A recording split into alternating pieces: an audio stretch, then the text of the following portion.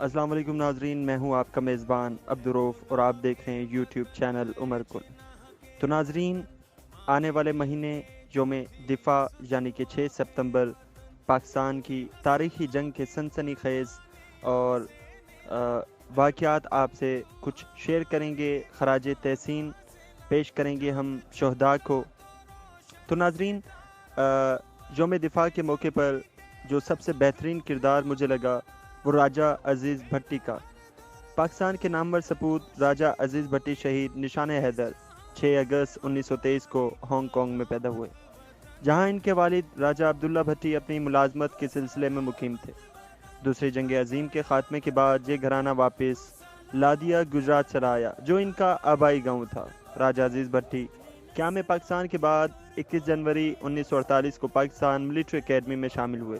1950 میں Pakistan military academy کے پہلے ریگولر کورس کی پاسنگ آؤٹ پریڈ میں انہیں شہید ملت خان لیاقت علی خان نے بہترین کیڈٹ کے اعزاز کے علاوہ شمشیر اعزازی اور نارمن گولڈ میڈل کے اعزاز سے نوازا۔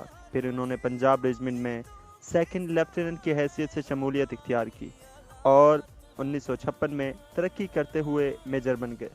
تو ناظرین، ان کی حوصلہ افزائی، ان کی بہادری اور شجاعت کو سراہنے کے لیے ایک اشعار پیش کریں گے۔ چلتا ہے خنجر تو چلے میری رگوں پر، خودی بیچ کے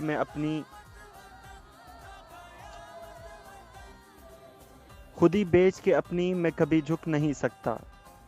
پھر سے ارشاد فرماتے ہیں، چلتا ہے خنجر تو چلے میری رگوں پر، خودی بیچ کے اپنی میں کبھی جھک نہیں سکتا۔ مٹنے کو تو یہ دنیا بھی مٹ سکتی ہے، لیکن تاریخ کے اوراق سے مٹ نہیں سکتا۔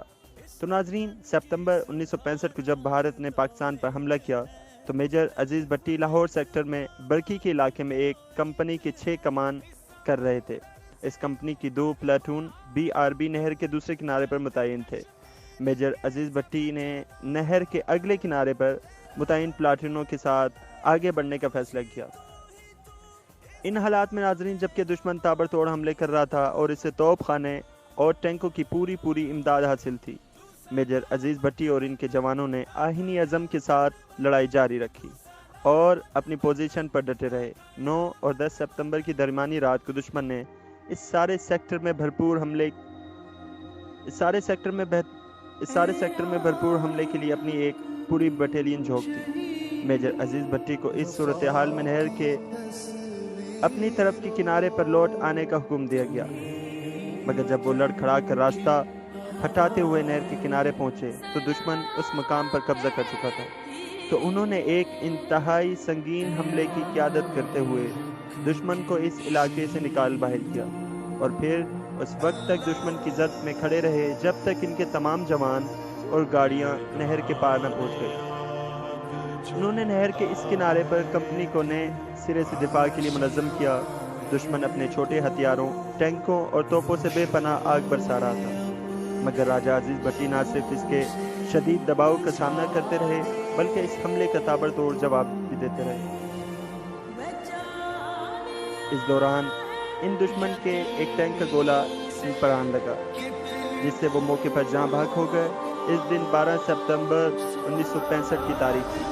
ان کے لیے یہ اشعار ہے، یہ کس نے ہم سے لہو کا خراج پھر مانگا، یہ کس نے ہم سے لہو کا خراج پھر مانگا، ابھی تو سوئے تھے منتقل کو سرخ رو کر کے۔